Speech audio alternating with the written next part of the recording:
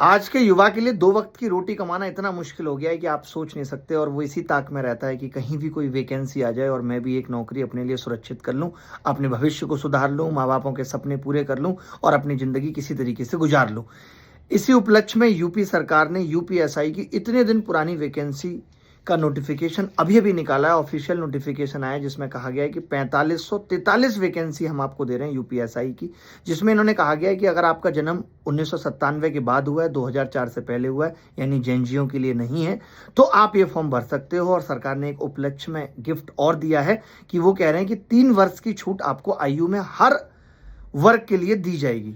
यानी अगर आपकी आयु और 3 साल कम कर लीजिए या बढ़ा लीजिए, उस एज में भी है तो भी आप यूपीएसआई का फॉर्म भर सकते हो। उत्तर प्रदेश में आप दरोगा बन सकते हो। सोचिए, नोटिफिकेशन जारी हुआ है, उसमें सिर्फ ये बताया है कि 500 रुपये आपसे वसूलेंगे फीस के नाम पे अगर आप जनरल में हो, अदरवाइज आपसे 400 लेंगे।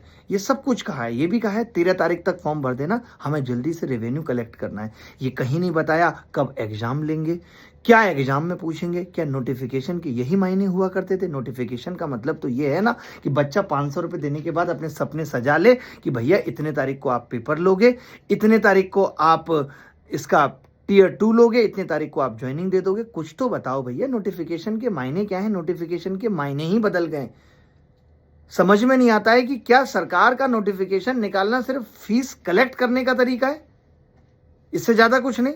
खैर छोड़िए, अब हमें आपको नौकरी चाहिए, हमारी आपकी मजबूरी है।